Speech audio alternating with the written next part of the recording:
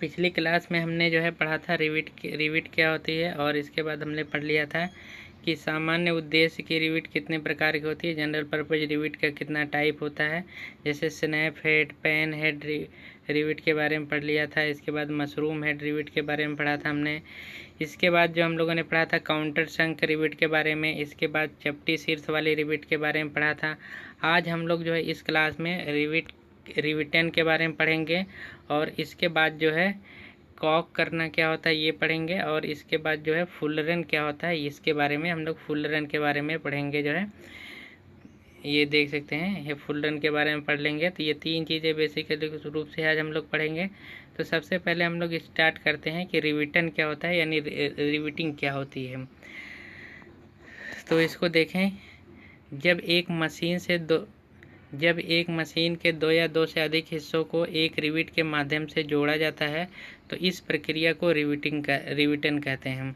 तो जब भी कोई मशीन है, उसके दो हिस्से हैं, उसको जोड़ना होता है रिविट के माध्यम से, तो जो हम लोग इस प्रक्रिया का इस्तेमाल करते हैं उसे ही हम लोग रिविटिंग कहते हैं। आगे हम लोग देखें कि जिन दो हिस्सों को आपस में जोड़ा जाता है, पहले उनके बीच में रिविट के व्यास के बराबर का छिद्र बना लेते हैं, और इसके बाद छिद्र में रिविट के रख करके पूंछ की तरफ से इलेक्ट्रॉनिक हथौड़े से पिटाई करते हैं, और जब तक कि जो पूंछ का जो हिस्सा है वो शीर्ष जैसा ना बन जाए। तो अब यहाँ पे इसको देखते हैं ध्यानपूर्वक कि इसका मतलब क्या हुआ। कि जब भी जो है हम लोग क्या करना होता है कि जब भी मान लें कि मशीन है, मशीन में दो प्लेटें लगी हैं, उनको जो हम लोग रिविट के माध्यम से अगर जोड़ना है तो क्या करेंगे कि जैसे मान लें कि हमारी ये वाली जो नीचे वाली जो प्लेट है, ये प्लेट नंबर 1 है, ये मशीन की पहली प्लेट है। ये ऊपर वाली जो है दूसरी प्लेट है। इन दोनों को रिविट के माध्यम से जोड़ना है। तो क्या करेंगे जो है कि ये प्लेट नंबर 1 नीचे है, प्लेट नंबर 2 ऊपर है। तो क्या करेंगे कि इनके बीच में हम लोग जो है इस तरह से रिविट को रख दिए। तो ये हमने इसके बीच में रिविट के व्यास के बराबर का पहले ऐसे छिद्र बना लेंगे, फिर इसमें जो है रिविट को ऐसे रख देंगे।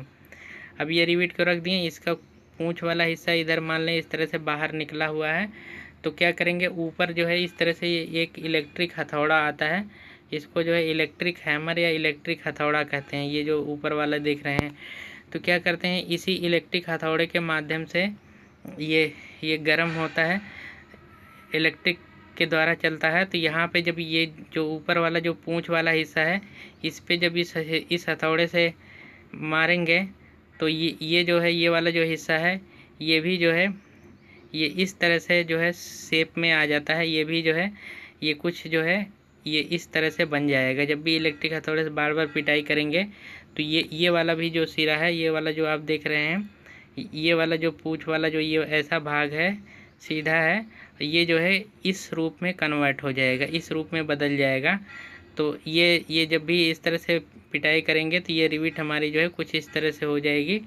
तो ये दोनों जो है ये जोड़ जो है जुड़ जाएंगे। ये जो पहली ये मान ली दूसरी प्लेट है और ये पहली प्लेट थी, तो ये दोनों आपस में जुड़ जाएंगे। अगर यहाँ पे इलेक्ट्रिक हथौड़े से पीटेंगे इसको जो है, तो ये वाला जो नुकीला हिस्सा है ये कुछ इस तरह का, जैसे यहाँ पे शीर्ष जैसे बना था, इसी तरह से ये हेड, ये जो टेल वाला हिस्सा भी इसी रिविट का जो है शीर्ष जैसा बन जाएगा।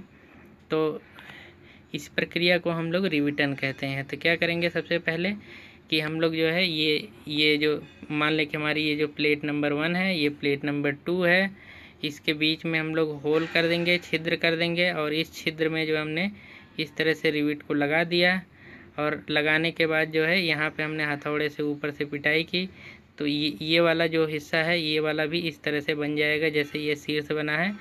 तो इस वजह से जो है दोनों आपस में प्लेटें जुड़ जाएंगी, दोनों आपस में इसको टाइट कर लेगा। तो इस प्रक्रिया को हम लोग रिविटन कहते हैं। अब आगे हम लोग देखते हैं कि कॉक करना क्या होता है, कॉकिंग क्या होता है।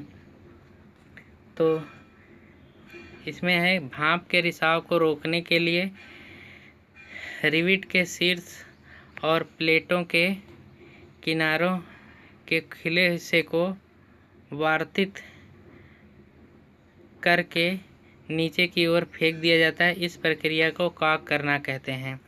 तो इसको हम लोग समझते हैं कि क्या होता है, वार्तित करना यानी वर्ड कर किया जाता है। तो इसका मतलब होता है कि जैसे मान लें कि ये हमने जो है ये रिविट लगा दी। मान ली ये हमारी जो है प्लेट 1 थी और ये हमारी प्लेट 2 थी। इनको आपस में इस तरह से रिविट के माध्यम से बीच में हमने इस तरह से रिविट लगा करके इसे जोड़ा हुआ है। तो क्या करेंगे, इसमें जो है हम लोग ये वाला जो हिस्सा है, जैसे ये प्लेट ऐसे जुड़ी हुई है, तो यहाँ से जो ये वाला जो पोर्शन है, यहाँ से हो सकता है कि कोई भी थोड़ा मोड़ा, जैसे अगर मान लें कि ये किसी आयल की, मतलब मान लें कोई जो है टैंक है जिसको हमने रिविट के माध्यम से इस प्रकार से जोड़ा है, तो हो सकता है कि यहाँ पे हमारे जो है थोड़ा सा हल्का सा यहाँ पे इस वाले जो प्लेट है और इस वाले प्लेट के बीच में थोड़ा थोड़ा हल्का हल्का कोई भी तेल है या पानी है जिस टैंक में भरा है, तो उसमें से थोड़ा थोड़ा यहाँ से रिसाव हो सकता है। तो इस रिसाव को रोकने के लिए यहाँ पे जो है हम लोग कॉकिंग करते हैं। तो यहाँ पे आप देख सकते हैं कि 2 प्लेटों के बीच में खुले स्थान को वार्तित करके नीचे की ओर फेंक दिया जाता है ताकि भाप इत्यादि का रिसाव ना हो। तो यहाँ पे इसका मतलब ये है कि जो ये प्लेटें हैं इनको जो है कुछ इस तरह से किया गया है ताकि जो है ये यहाँ पे इस तरह से कॉकिंग कर दी गई है, मतलब इसको इस तरह से नीचे की तरफ ऐसे दबा दिया गया है कि ताकि जो है ये जो है यहाँ से भाप का रिसाव ना हो इस वाले पोर्शन से, जहाँ पे दोनों प्लेटों के जोड़ है। यहाँ पे अगर मान लें कि भाप वाला कोई बॉयलर है इंडस्ट्री का कोई, मतलब जहाँ भाप बन रही है, तो यहाँ पे उससे भाप का रिसाव हो सकता है। तो भाप का रिसाव ना हो, इसको रोकने के लिए यहाँ पे इसको जो है वार्तित किया गया है। आप देख सकते हैं कि यहाँ इसके जो किनारे हैं यहाँ पे जोड़ से भी, यहाँ पे पास से भी भाप का रिसाव हो सकता है, यहाँ पे भी हल्का हल्का भाप का रिसाव हो सकता है, यहाँ पे भाप का रिसाव हो सकता है। तो इसको जो है यहाँ पे हमने, आप देख सकते हैं कि यहाँ पे ये वाला जो कॉकिंग का औजार है, ये वाला औजार है, इसी के माध्यम से इस पे ये वाला जो किनारा है इस पे ठोकेंगे, इसको दबा देंगे, ठोक देंगे ताकि जो है यहाँ पे जो है भाप का रिसाव ना हो। सिमिलरली यहाँ पे भी ऐसे चोट करके जो है इसके सिरे को नीचे की तरफ फेंक दिया जाएगा, नीचे की तरफ दबा दिया जाएगा या वार्तित कर दिया जाएगा ताकि यहाँ से भी भाप का रिसाव ना हो। और सिमिलरली ये वाला जो किनारा है यहाँ पे भी, इस वाले भी पोर्शन पे जो है इस तरह से इस औजार की मदद से जो है ये नीचे की तरफ इसको दबा दिया जाएगा, ठोक दिया जाएगा ताकि जो है यहाँ से भी भाप का रिसाव ना हो। तो आगे आप देख सकते हैं कि यहाँ पे भी हम लोग ऐसे कर देंगे ताकि यहाँ से भी भाप का रिसाव ना हो। तो इसके किनारे को भी यहाँ पे जो है वार्तित कर दिया जाएगा, यानी दबा दिया जाएगा ताकि रिविट में जो है किसी भी प्रकार का रिसाव ना हो। तो यहाँ पे देख सकते हैं रिसाव यहाँ पे रोकने के लिए यहाँ पे हम लोग हैमरिंग कर देंगे, यहाँ पे कॉकिंग औजार से ठोक देंगे और यहाँ पे भी हम लोग जो है इसको वार्तित कर देंगे, यानी नीचे की तरफ ठोक करके जो है यहाँ पे नीचे की तरफ कर दिया जाएगा इसको जो है, ताकि यहाँ पे भी रिसाव ना हो। यहाँ पे भी ऐसे कर देंगे, यहाँ पे भी ऐसे कर देंगे और ये जो जोड़ है यहाँ पे भी हम लोग ऐसे हैमरिंग कर देंगे ताकि यहाँ पे भी जो है भाप का रिसाव ना हो पाए।